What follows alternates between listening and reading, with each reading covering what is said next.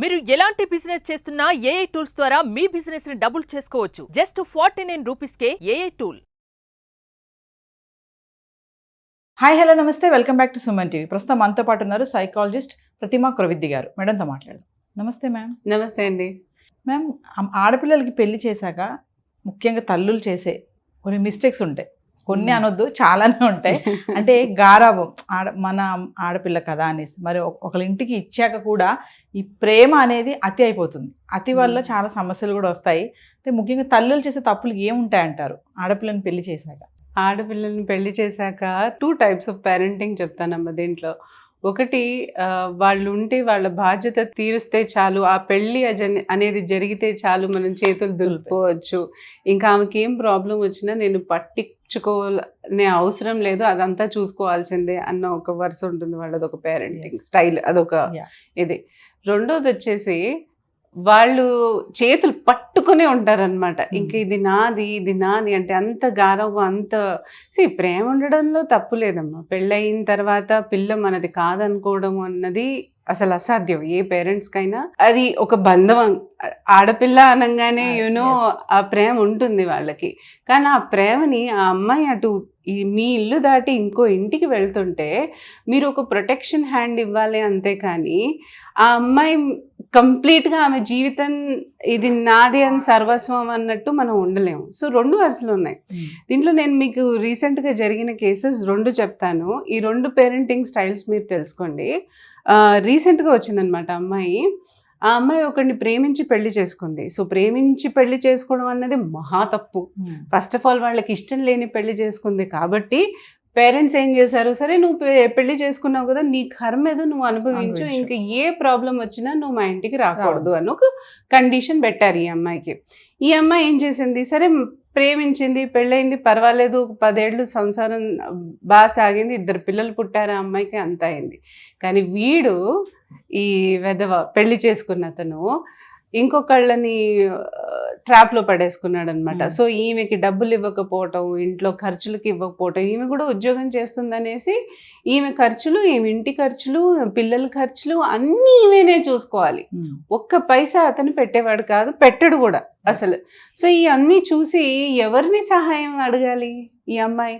డబ్బు పరంగా కాదమ్మా, ఇక్కడ వచ్చింది ఏంటి, మారల్ సపోర్ట్ కదా. అమ్మాయికి కావాల్సింది మారల్ సపోర్ట్. మరి ఎవరిస్తారు? వెళ్ళి బయట యాచించలేదు, ఫ్రెండ్స్తో ఎంతనే డిస్కస్ చేస్తుంది. ఆధారం ఏంటంటే సపోర్ట్ ఏంటి, మనకి స్ట్రాంగ్ సపోర్ట్ ఎవరుంటారు? మన పేరెంట్స్ తప్ప ఇంకెవ్వరిని మనం ఆలోచించలేము. సో అలాంటప్పుడు పేరెంట్స్ దగ్గరికి వెళ్తే పేరెంట్స్, మేము వద్దన్నా నువ్వు కట్టుకున్న సంబంధం కదా, నీది నువ్వు అనుభవించు, మమ్మల్ని అడగకు.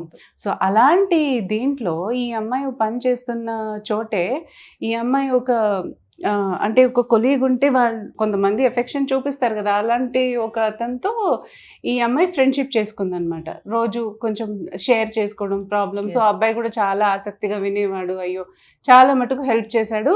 4 ఏళ్ళు వీళ్ళ ఫ్రెండ్షిప్ చాలా డెవలప్ అయ్యింది. సరే సంతోషంగా ఉంది, నాకు ఒకళ్ళు దొరికారు కదా తోడు అనుకునే టైంలో ఆ అబ్బాయి, ఈమె పెళ్ళి అయిపోయింది, ఆ అబ్బాయిది పెళ్ళి అవ్వలేదు. సో అబ్బాయి ఏమన్నాడంటే, ఇది షాక్, ఆ అబ్బాయి, నేను ఇంకొకరిని ప్రేమించాను, వాళ్ళ అమ్మా నాన్నతో ఆమె మాట్లాడుతుంది, సో అది మాట్లాడగానే మేమిద్దరం పెళ్లి చేసుకుంటాము అనేసి ఒక మాట విసిరాడు. అయిపోయింది కదా ఈమె జీవితం. మళ్ళీ మొదటికే వచ్చిందా? అంటే మళ్ళీ మోసమేనా?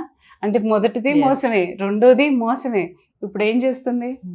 సో ఇది ఫ్రెండ్షిప్ అని అనుకున్నాను, సరే ఎక్కడో అక్కడ ఎమోషనల్ సపోర్ట్ కావాలని కదా ఆ వ్యక్తితో తన పరిచయం పెంచుకుంది, మళ్ళీ అక్కడ పోయింది. అదే అమ్మా నాన్న ఒక తోడుగా తన మైండ్ సెట్ తెలుసుకొని, తన ఇబ్బందులు తెలుసుకొని తనకు మారల్ సపోర్ట్ ఇచ్చినట్టయితే ఆ అమ్మాయి ఆ స్టెప్ తీసుకునేది కాదు. కానీ ఇప్పుడు చూడండి, డిప్రెషన్, దాని తర్వాత నేను అసలు నా జీవితం ఏంటి అనే రేంజ్లో వెళ్ళిపోతారు. ఇప్పుడు కావాల్సింది ఏంటి ఆ అమ్మాయికి? ఒక నీడ, ఒక అండర్స్టాండింగ్, ఏంటంటే ఒక బలమైన, ఓకే నీ పిల్లలకి మేము ఉన్నాము అని తెలియచెప్పడం. ఇది ఒక కేసు అయితే. రెండో కేసు ఇక్కడ చూడండి, పేరెంట్స్ మొత్తం చేతులు కడిగేస్తున్నారు. రెండో కేసు వచ్చేటప్పటికల్లా ఈ అమ్మాయి ఒక అతన్ని మళ్ళీ ప్రేమించి పెళ్లి చేసుకుంది, అయిపోయింది, అంతా బాగున్నారు, సంతోషంగా ఉన్నారు అని అనుకుంటే, ఈ అమ్మాయికి ఏంటంటే పబ్బులు, ఆచారం, కల్చర్ టోటలీ డిఫరెంట్. తిను తాగుడు, పబ్బు కల్చర్, ఫ్రెండ్షిప్ అలవాటు చేసుకోవడం, ఎక్కడ పడితే అక్కడ తిరగడం, రాత్రిళ్ళు లేట్ రావడం. సో ఇది మన ఇంట్లో సాధ్యం, ఎందుకంటే పేరెంట్స్ అలవాటు ఉండొచ్చు, పేరెంట్స్ అంతా చనువు ఇచ్చి ఉండొచ్చు, వాళ్ళు వెళ్ళొచ్చు. ఇప్పుడు వేరే ఇంటికి వెళ్ళేటప్పుడు ఆ అమ్మాయి ఎలా దిద్దుకోవాలి, ఎలా సరి చేసుకోవాలి? వాళ్ళ వాల్యూస్, వాళ్ళ కల్చర్, వాళ్ళ ఆస్పెక్ట్స్. ఎంత నీకు ఫ్రీడమ్ ఇచ్చినామా కొన్ని చోట్ల మనం అడ్జస్ట్ అవ్వడం నేర్చుకోవాలి. అవతలాడి కల్చర్ అది కానప్పుడు మనలో అది అంత ఫ్రీడమ్ మనం అక్కడ తీసుకోలేనప్పుడు కొన్ని చోట్ల పెళ్ళంటేనే కొన్ని కాంప్రమైజెస్ మనం చేయాల్సి ఉంటుంది కదా. అది చేయకుండా సేమ్ నాది అలాగే సాగాలంటే ఎట్లా కుదురుతుంది? సో వీళ్ళు ఏం చేశారు, ఈ తల్లిదండ్రులు ఈ పిల్లని సపోర్ట్ చేయడం మొదలెట్టారు. నీ అత్తగారు ఎట్లా, నీ మామగారు ఎట్లా, లేకపోతే నీ మొగుడు ఎట్లా, అసలు నువ్వు ఇలాంటివన్నీ ఎందుకు బరాయిస్తున్నావు, వాడిని మేము చూసుకుంటాము, నువ్వు అసలు వదిలేసే వాళ్ళ ఫ్యామిలీని అని చెప్పడం కూడా అధర్మం. ఎందుకంటే ఇక్కడ ఆ అమ్మాయితో పాటు ఆ అబ్బాయి కూడా ఉన్నాడు, వాళ్ళ జీవితం, వాళ్ళ ఫ్యామిలీ కూడా నాశనం అయిపోతుంది కదా. మరి తిను వెళ్ళే దారి కూడా మంచిదా?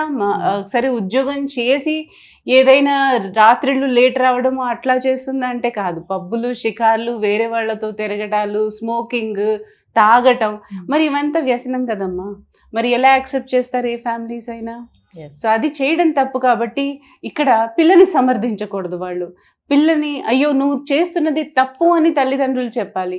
మరి అది జరగలేదు అక్కడ ఆ సపోర్ట్ ఇవ్వలేదు, ఇక్కడ ఈ సపోర్ట్ లేదు. సో రెండును తప్పే అమ్మా. నన్ను అడిగితే 3 చోట్ల మనం అర్థం చేసుకోవాలి ఆడపిల్లకి ఏది కావాలో అని 3 సూత్రాలు ఉంటాయి. 1 మానిటరీ ఫండ్స్, అంటే ఫైనాన్షియల్ సపోర్ట్ ఏమన్నా కావాలి. మారల్ సపోర్ట్, తన మైండ్ సెట్ని చూసి నిజంగానే తనకి ఎక్కడ అవసరం ఉందో, ఎక్కడ మారల్ వాల్యూస్, తనకు ఏమంటారు, ఒక మైండ్ సెట్కి కావాల్సిన ఇది ఏదైతే స్ట్రెంగ్త్ మనం ఇవ్వాలో అది ఇవ్వచ్చు, మారల్ వాల్యూస్. ఇంకోటి మానిటరీ, మారల్ అన్నాను.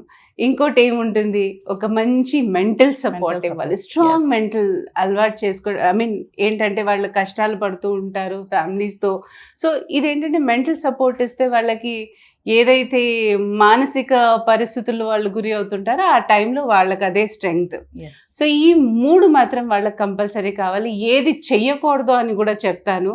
ఫస్ట్, ఇంటర్ఫీరెన్స్ చేయకూడదు. మీ అత్తగారిది, మీ మావగారిది, మీ ఫ్యామిలీలో ఇదే జరుగుతుంది. ఏదో చిన్న గొడవలు వస్తాయి. ఇప్పుడు అమ్మ నాన్నతో సర్దుకుపోవడానికి 21 ఏళ్ళు మనం కష్టపడి ఉంటాం. అక్కడ కూడా మనకు చిరుబుర్లాడడం వస్తుంది. పేరెంట్స్తో కూడా వచ్చినప్పుడు అప్పుడప్పుడే వెళ్ళిన ఇంట్లో మరి అత్తగారు అవ్వనివ్వండి, మావగారు అవ్వనివ్వండి, మొగుడు అంత న్యూ ఎన్వైరన్మెంట్ కదా, అవ్వదని ఏం గ్యారంటీ? అవుతుంది. సో వీళ్ళు కలగ చేసుకోకూడదు ఆ విషయంలో. అలాగే అతిగా ఇంట్రెస్ట్ చూపించడం వాళ్ళ ఫ్యామిలీ విషయాల్లో. ఏం చేస్తున్నారు మీ మామగారు, ఏం చేస్తున్నారు మీ అత్తగారు, ఆవిడెవరు మొన్న వచ్చిన, మీ ఆరా తీయడం అనేది లేడీస్లో చాలా ఎక్కువ ఇంట్రెస్టింగ్ పాయింట్స్ అన్నమాట. అవన్నీ ఫస్ట్ అది మానేసేయండి, ఇంటర్ఫియర్ అవ్వడం మానేసేయండి. ఇంకోటి ఇంటిమిడేషన్, థ్రెట్ కాల్. మీ ఆయన ఏదన్నా చెప్తే విను. నేను చూసానమ్మా లైవ్గా, అసలు వీళ్ళు కేసులు తీసుకుని వస్తారు కదా, మీ ఆయన ఏదైనా చెప్తే చెప్పు, నేను కోర్టుకు తీసుకెళ్తా, వాడు ఎలా ఇవ్వడం చూస్తానంటే ఆడదానికి ప్రొటెక్షన్ ఎక్కువ లా ప్రకారంగా అని చెప్పి అతి ఇన్ఫ్లుయెన్స్లు కూడా చేయకూడదు. అది చేయటం పాపం అనిపిస్తుంది. కొంతమందిని చూస్తే నిజంగానే ఆ ట్రాప్లోకి, ఆ లూప్లోకి పడుతున్నారు. అది అన్యాయం యాక్చువల్లీ. సో ఈ 3 వాళ్ళు గమనించుకోవాల్సి వస్తుంది. ఈ 3 వాళ్ళు చెయ్యకూడని పని. సో 3 ఐలు చెప్పాను, 3 ఎంలు చెప్పాను. వాళ్ళు ఏది ఫాలో అవుతే అది కరెక్ట్. అంటే మీరు సెకండ్ కేటగిరీ చెప్పారు కదా, అక్కడ అతి ప్రేమ అనర్థం కదా. చాలా అతి ప్రేమ ఉంది, అతి గారాబం, వాళ్ళకి అతి చనువు, ఫ్రీడమ్ కూడా. అసలు అలా ఇవ్వడం మూలాన ఆ అమ్మాయి నష్టపోతుందా, తన బిహేవియర్లో ఏదైనా తేడా వస్తుందా, తన రేపొద్దున తన పిల్లల్ని కూడా అలాగే పెంచుతుందమ్మా? ఒప్పుకుంటారా? లేదు. తాగి తిరిగితే ఒప్పుకుంటుందా? లేదు.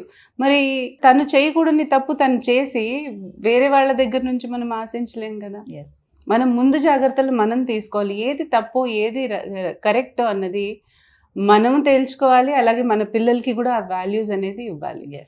సో అతి గారాబం మాత్రం అది మహా తప్పు. Thank you thank you so much అండి.